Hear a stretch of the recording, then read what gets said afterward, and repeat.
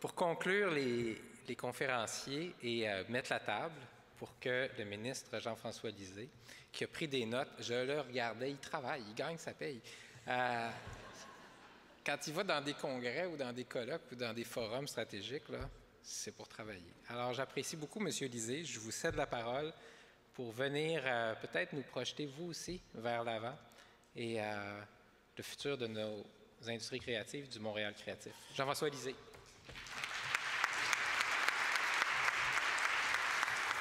Merci. Alors, quelques notes pré-conclusion. M. Pinchot, j'ai des billets pour Circopolis demain soir avec mes 2 pré-ados. Ça va être une très belle soirée, je suis certain. Benoît, c'est vrai, moi aussi, quand je suis devenu ministre de la Métropole, 375e. C'est pas très vendeur. 3, 7, 5, on additionne, ça fait 15, ça fait même pas 17. Et c'est pourquoi je n'arrête pas de dire, il semble que la marque de commerce de cet anniversaire, c'est Montréal 2017. Et ensuite, quand on l'explique, et surtout quand on l'explique aux créateurs, c'est le 50e anniversaire de l'Expo 67. Mais là, ça parle.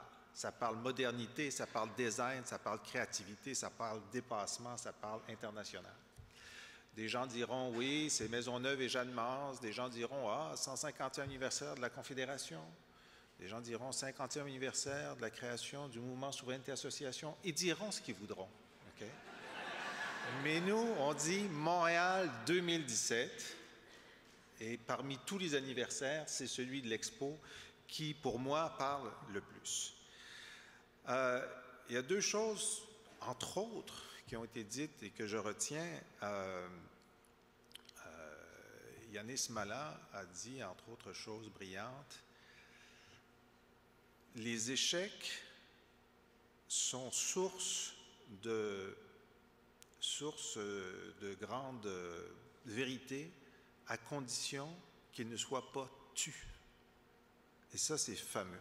Hein? On sait que la sagesse est pour beaucoup l'addition de toutes les erreurs non commises 2 fois.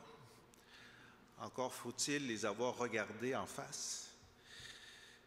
Et par ailleurs, j'avais cité une liste là, au début qui était dans le rapport des grandes réalisations, mais il y en a trop.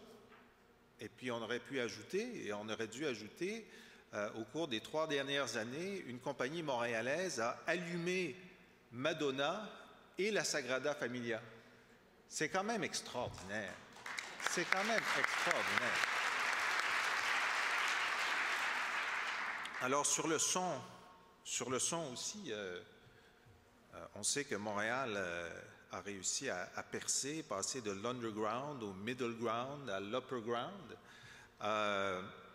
et que des artistes qui étaient dans des sous-sols sont maintenant dans des 5 étoiles, à parler de Montréal un peu partout. Je vais aller au Japon la semaine prochaine, pas la semaine prochaine, au début janvier, et on me disait qu'en ce moment, la chanteuse japonaise des animés la plus populaire est une Québécoise. Et je ne le savais pas. Je vais la rencontrer quand je vais aller là. Alors, le son québécois, même en japonais. Éric, l'industrie du bois, c'est vrai, grave crise, mais j'ai jamais autant parlé de bois que depuis que je suis ministre du Commerce extérieur. Et puis à Shanghai, le bâtiment vert québécois est considéré comme le meilleur au monde et le bois québécois est en train de se retransformer et de se redonner une image complètement 21e siècle. Alors ça, c'était juste avant le discours. Alors j'ai une bonne nouvelle et une mauvaise nouvelle. Alors, vous connaissez cette blague très française, c'est le conseiller qui vient voir le ministre, Monsieur le ministre, j'ai une bonne nouvelle et une mauvaise nouvelle. Je commence par la mauvaise. Il n'y a pas de bonne nouvelle. Alors moi, j'ai une mauvaise nouvelle. La bonne nouvelle, c'est que vous m'avez beaucoup inspiré. La mauvaise nouvelle, c'est que je ne serai pas bref. Alors j'ai 14 points à développer avec vous. Et je donne un avertissement au cœur sensible. Je vais aborder quelques sujets qui fâchent et je vais même parler un peu de politique. Et je prends un risque parce que Michel parle après moi.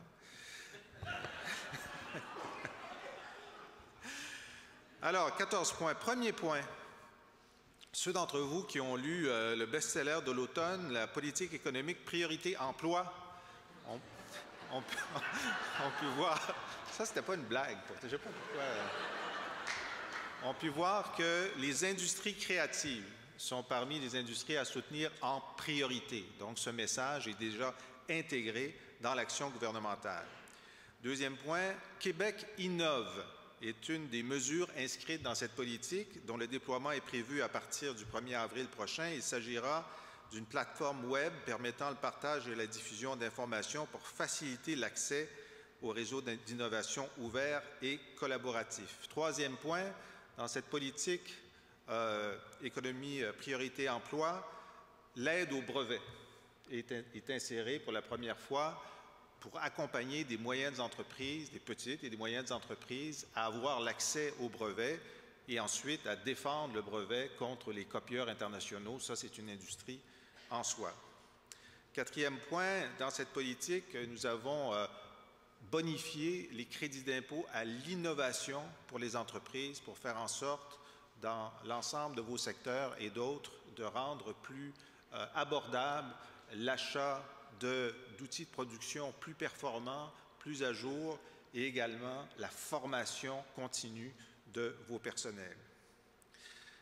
Cinquièmement, nous avons décidé d'identifier avec les organisations commerciales, avec les organisations sectorielles, 300 gazelles, c'est-à-dire 300 entreprises dont nous pensons qu'elles ont une forte capacité de croissance et que nous allons accompagner en particulier dans leur croissance. Nous voulons faire en sorte que d'ici 10 ans, 20 d'entre elles aient plus de 200 millions de dollars de chiffre d'affaires.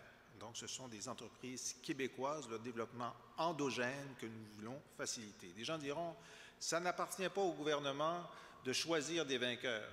Bien, peut-être.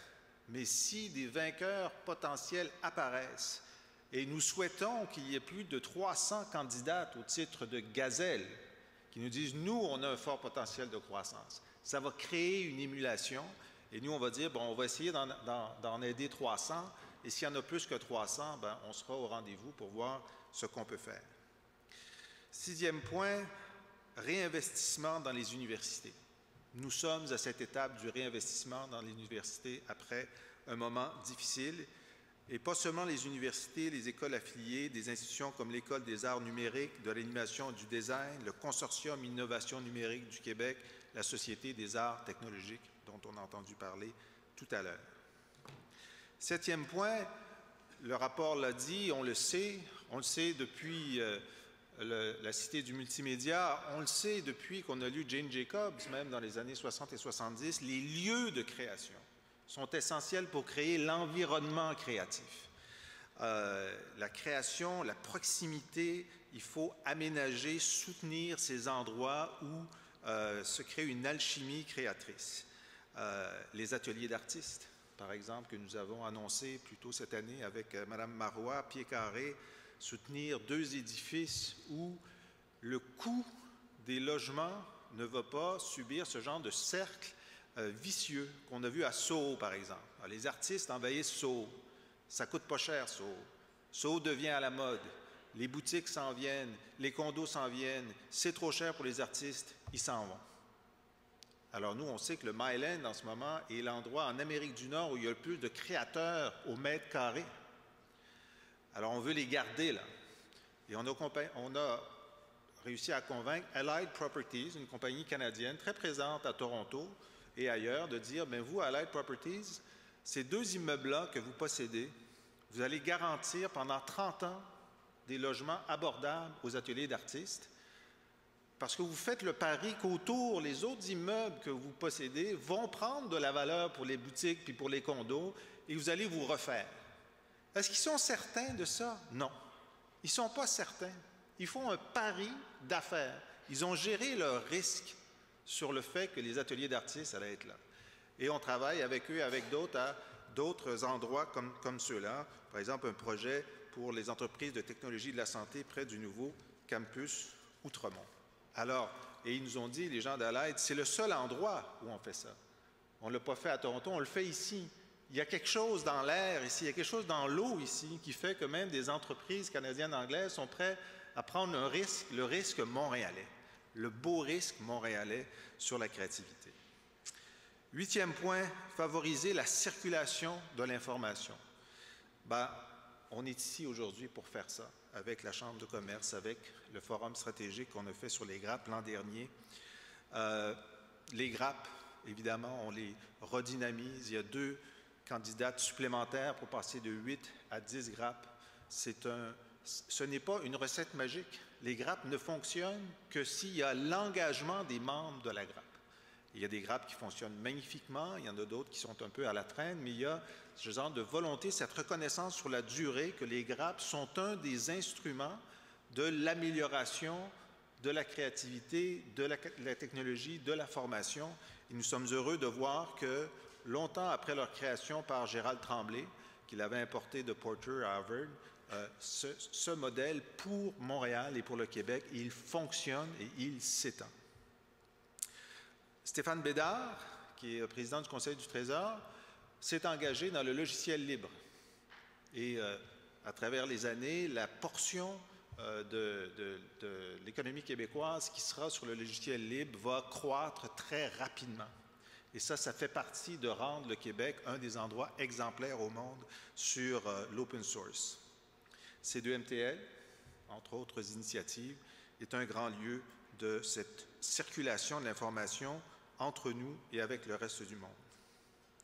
9e point qui a été abordé, c'est le rôle de la dépense publique dans la structuration de l'environnement et de la beauté de Montréal.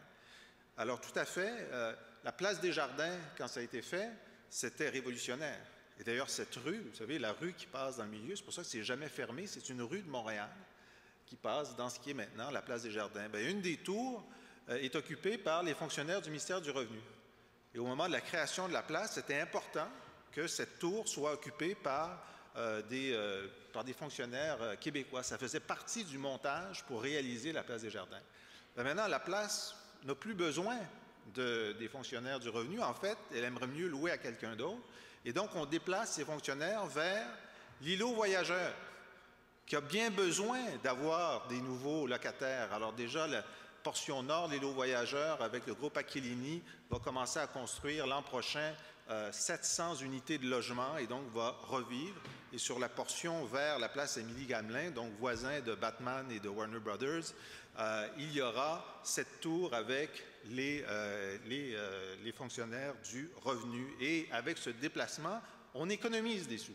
On économise 30 millions à peu près sur les 15 à 20 prochaines années en loyer mais on prend cette décision pour revitaliser cette part de Montréal. Le Centre de commerce mondial, on en parlait tout à l'heure, M. Provencher en parlait. Quand le Centre de commerce mondial a été créé, le fait qu'une partie des ministères québécois à Montréal s'installe au Centre de commerce faisait partie, je vous vois M. Provencher, faisait partie du montage financier. Maintenant, le Centre de commerce mondial peut se passer de nous. Alors, on déménage au quartier Saint-Laurent. Au quartier Saint-Laurent, où notre présence est essentielle pour le montage financier de ce nouveau quartier mixte, commercial, culturel, espace à bureau, qui va revitaliser ce bout de la Maine. Alors, c'est ça l'utilisation du pouvoir de la dépense publique. Et là, ça va coûter un peu d'argent. Ça va nous coûter 2 millions de plus par année que si on était resté au Centre de commerce mondial.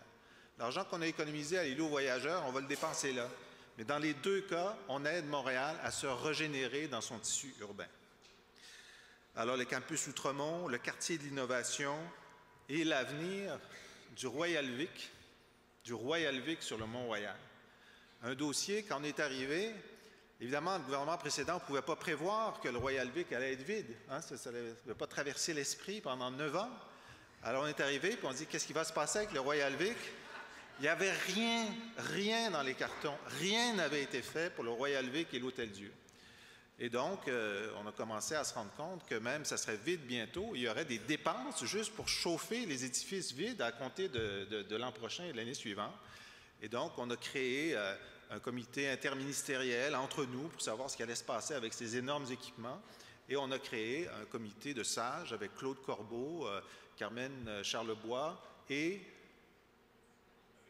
et Marie Lessard, qui ont commencé à faire des consultations ces jours-ci avec les gens qui sont intéressés, qui vont remettre un premier rapport au tout début de l'an prochain, et ensuite il y aura une consultation publique sur les solutions envisagées, mais on sait qu'il y a un potentiel d'utilisation d'un énorme équipement au Royal Vic et à l'Hôtel-Dieu. 10e point, attraction et rétention des talents. Alors, effectivement, Éric parlait de ces cohortes, ce renouvellement constant de qualité. C'est essentiel. C'est essentiel. Et sur l'attraction et la rétention des étudiants étrangers, mon collègue Pierre Duchesne et moi menons une réflexion pour beaucoup mieux organiser d'abord notre offre à l'étranger, pour attirer les étudiants et pour retenir les étudiants étrangers ici. On va vous revenir dans l'année avec quelque chose là-dessus. Michel a abordé tout à l'heure la question de la charte. Est-ce que la charte des valeurs et les débats que nous avons sur la façon d'organiser notre vivre ensemble peut avoir un impact sur notre capacité à attirer des talents? Bon, on a quelques premiers éléments. Ça fait déjà 15 mois que des discussions là-dessus ont lieu depuis août-septembre, de façon très vive. Les derniers indicateurs de demande d'immigration au Québec sont plus élevés que jamais, y compris en provenance du Maghreb. Il semble que pour un certain nombre de gens, être sérieux au sujet de la laïcité de nos institutions communes, ce n'est pas un repoussoir, c'est un signe de modernité et de progrès. Et la semaine dernière, la 9e journée Montréal a eu lieu à Paris. 13 000 candidats à l'immigration au Québec se sont manifestés. 13 000 Français, la semaine dernière, ont voulu venir rencontrer les 43 employeurs québécois qui étaient présents et qui cherchaient à combler 623 postes. Je pense que nous n'aurons pas de pénurie de gens de qualité qui vont vouloir venir participer au creuset de la créativité montréalaise. 11e point, il y a des gens qui nuisent. Il faut se le dire entre nous, là, il y a des gens qui nuisent à notre effort collectif. On en parlait tout à l'heure, on est obligé de se battre pour que le gouvernement fédéral ne nuise pas au Fonds des travailleurs, Fonds d'action, la FTQ. Et nous sommes tous d'accord, la Chambre de commerce de Montréal, le Conseil du patronat, les syndicats évidemment, le gouvernement québécois, l'opposition officielle, la CAQ, tout le monde au Québec dit à Ottawa, ne faites pas ça, vous allez nuire à l'économie du Québec, vous allez nuire au capital de risque, vous allez nuire aux start-up. On est devant un gouvernement fédéral qui pratique envers nous une surdité active. Une surdité active. On a rarement vu ça. L'impact de la réforme de l'assurance chômage sur les intermittents des industries créatives à Montréal est à certains égards plus dur que sur certaines régions du Québec. Encore là, surdité active. Son obsession d'avoir une commission nationale des valeurs mobilières contre la totalité des intervenants québécois démontre une surdité active et un biais pro-Toronto qui, à un moment, devrait devenir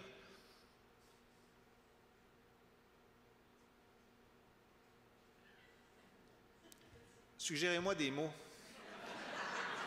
obscènes, politiquement obscènes. Déjà, on sait que le surinvestissement du gouvernement fédéral dans la R&D ontarienne par rapport au Québec est une iniquité absolue. On le sait, là, les taux de chômage aujourd'hui, 7,2 en Ontario, 7,2 au Québec. Exactement la même chose. On est dans une phase historique depuis une dizaine d'années où le taux de chômage ontarien et québécois sont équivalents. C'est la première fois de notre histoire.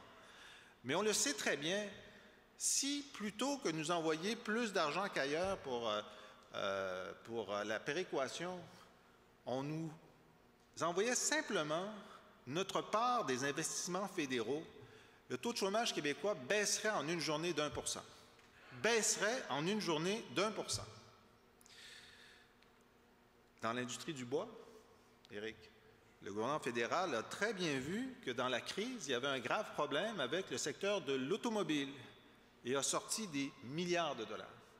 Et pendant la crise, ils ont vu qu'il y avait un grave problème dans le secteur forestier et ils ont sorti des miettes. Alors, nous, on en a une solution pour tous ces problèmes, une seule, simple, l'indépendance du Québec.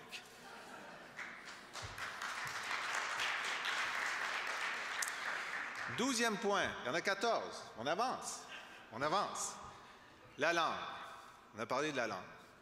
Alors, on sait tous ici que nous essayons et nous arrivons à être des joueurs internationaux des marchés créatifs. Et évidemment, ça ne se fait pas partout en français. On le sait. On le sait. Nous assumons l'interface linguistique entre nous et le continent anglo-américain et une partie de la planète. C'est à nous à assumer cette interface. En ce moment, les entreprises québécoises, là, à vue de nez, doivent avoir à peu près 100 000 salariés aux États-Unis. Dans les années 60, on n'aurait jamais pensé que des entreprises québécoises auraient 100 000 salariés aux États-Unis. Ben, ces gens-là, ils n'apprendront pas le français. Je vous dis tout de suite, là, c'est très, très peu probable. Alors, c'est à nous d'assumer cette interface. Et j'entends Mme Donne de Cossette qui nous disait, Mélanie, qui nous disait, bon, c'est important d'avoir des gens de très grande qualité de bilinguisme, parce qu'il y a des projets qu'on conçoit en anglais. Ce n'est pas seulement nos rapports avec nos clients ou nos fournisseurs, certains projets sont conçus en anglais. Alors, on en avait eu une idée, nous, au gouvernement du Parti québécois. On a dit, dans le projet de loi sur la langue, le projet de loi 14, on va augmenter le nombre de cours d'anglais au cégep et on va augmenter le nombre de cours de français au cégep anglophone. Ça vous avait échappé, hein? Je suis sûr que ça vous avait échappé. C'était dans le projet de loi sur la langue, parce que nous sommes conscients de la nécessité que certainement tous les cégepiens québécois doivent sortir du cégep avec une connaissance opérationnelle de l'autre langue pour pouvoir participer à leur propre réussite et à la réussite de nos entreprises. Le projet de loi ne sera pas adopté parce que nous voulions aussi faire en sorte que les moyennes entreprises se dirigent graduellement vers le français langue commune à l'intérieur des entreprises. Et pourquoi nous voulions ça? Parce que 40% des allophones montréalais affirment travailler en anglais dans les petites et moyennes entreprises sur l'île de Montréal. 40%. Ce n'est pas une façon de transmettre notre langue de génération en génération. Mais les libéraux, c'est sûr, et même la CAQ ne voulaient pas que les moyennes entreprises montréalaises soient sur un cheminement vers le français langue commune. Alors, si vous voulez ça et des cégepiens bilingues, il n'y a qu'une chose à faire, avoir un gouvernement marois majoritaire. C'est la seule chose à faire. C'est un constat, Michel, c'est un constat. Je n'invente rien. Alors, si on veut garder là, cette alchimie linguistique, où nous sommes une société francophone remarquablement branchée sur le monde et en particulier sur le monde anglophone, ce n'est pas le gouvernement qui va le faire, c'est les gens qui sont dans cette salle et les autres. Et moi, j'ai un principe. Je dis, il faut arrêter de s'excuser d'être francophone et il faut comprendre que les gens qui viennent chez nous, y compris pour des événements internationaux qu'on organise, s'attendent à entendre du français. D'abord, on est très bon. Hein? J'apprenais tout à l'heure pendant le réseautage que 8% de toute la traduction planétaire est faite à Montréal. 8% de toute la traduction planétaire. Et donc, on a les outils. Et à C2MTL, par exemple, tout le monde a les écouteurs pour passer du français à l'anglais. Mais il y a des ratés. Hein, Benoît, il y a des ratés. Philippe Stark, qui fait tout son discours en anglais. Tout son discours en anglais. Moi, je n'irais pas payer son cachet. Là. Moi, je le comprends très bien. Mais je me dis, nous, on doit donner l'exemple. On traduit. Lorsqu'il y a des francophones qui parlent, ils vont parler français. Et lorsqu'il y a des francophones qu'on invite, ou des hispanophones, ils vont parler leur langue. Et nos invités, ils s'attendent à ça. Et s'ils n'entendent pas ça, ils se disent, peut-être qu'ils ont un petit sentiment d'infériorité linguistique puisqu'ils ne s'affirment pas en français. Mais dans l'entreprise, moi, je vous propose un principe. C'est le principe du téléphone. On assume l'interface linguistique. On doit avoir, chaque fois que c'est nécessaire, et c'est nécessaire souvent, surtout dans nos industries, du personnel parfaitement bilingue.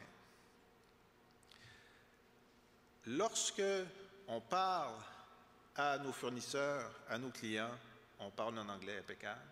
Et lorsqu'on raccroche le téléphone et qu'on se tourne vers nos collègues, c'est le français langue commune. Si, dans cette salle, on n'est pas d'accord avec cette volonté d'entreprise, on va passer de notre statut actuel de travail bilingue à prédominance du français à demain un travail bilingue à prédominance de l'anglais. Et si on se rend là, on ne sera pas loin du point de bascule, ou plus exactement du tipping point. Et le tipping point, moi, je ne veux pas le voir de mon vivant, ni du vivant de mes enfants, parce qu'une fois qu'on le voit, c'est trop tard et il n'y a pas de retour possible. Et si nous n'appliquons pas ce principe du téléphone, on va s'en aller vers le tipping point. Alors, je vous demande, vous dans cette salle, de répéter après moi. Je m'engage à appliquer. Il ne répète pas assez. Vous allez pouvoir, là, si vous entendez quelque chose, vous ne voulez pas répéter, répétez-le pas. Mais jusqu'à maintenant, ça allait bien, là. OK? On recommence. Je m'engage à appliquer dans mon entreprise le principe du téléphone et du français langue commune, olé. 13e point. La beauté. La beauté. On a besoin de beauté. On a besoin de beauté. Alors moi, je propose, je sais que dans les budgets d'immobilisation, on a beau dire, vous savez, dans la construction, l'immobilisation, on va l'amortir sur plusieurs années, puis on devrait donner un peu plus pour la beauté. Et puis, au Conseil du Trésor, ils sont bien difficiles à traverser là-dessus. Mais ce que je propose, c'est qu'on dise, bien, vous savez, juste l'an dernier, à cause de la lutte à la corruption, ça a coûté 300 millions de dollars de moins à construire ce qu'on avait à construire. Alors, ce que, avec votre appui, je voudrais proposer au ministre des Finances et au président du Conseil du Trésor, c'est qu'une partie du dividende de la lutte à la construction soit réinvestie dans la beauté. Qu'en pensez-vous?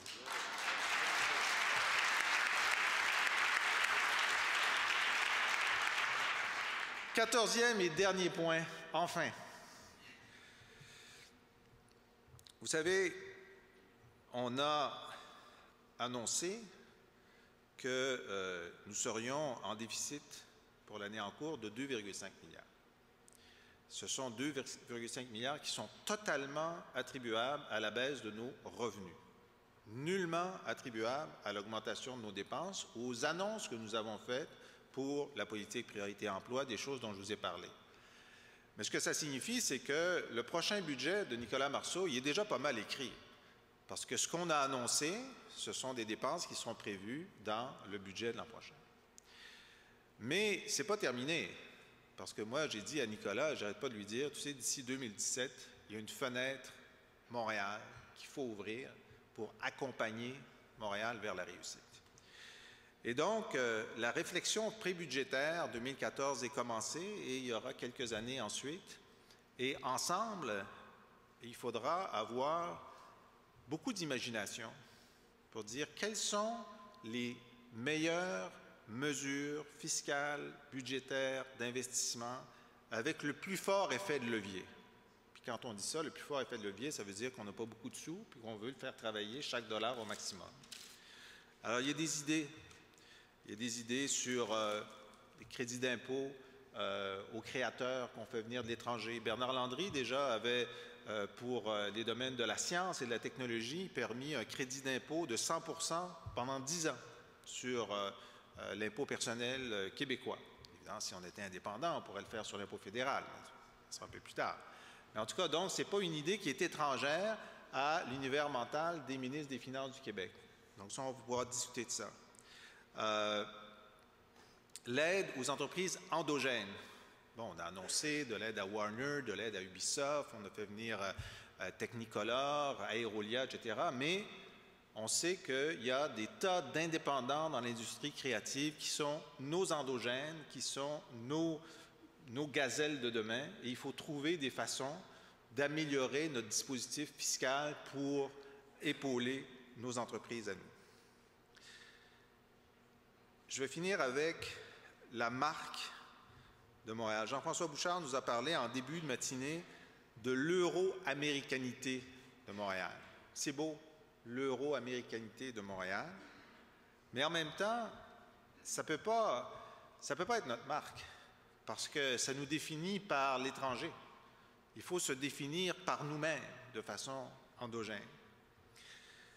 Et moi, je dirais, Montréal, qu'est-ce qui fait son attrait, sa marque? C'est cette métropole québécoise, bien sûr, elle est nourrie, notamment par son euro-américanité, mais elle se définit par sa propre force créatrice. Et on saura qu'on aura atteint la masse critique de notre force créatrice lorsque, demain, on entendra une autre ville dire « Moi, je suis créateur parce que je suis montréalo-européen, montréalo-asiatique ou montréalo-américain. » À ce moment-là, lorsque nous serons devenus une référence de créativité, nous saurons que nous aurons fait le tiers du chemin. Merci beaucoup.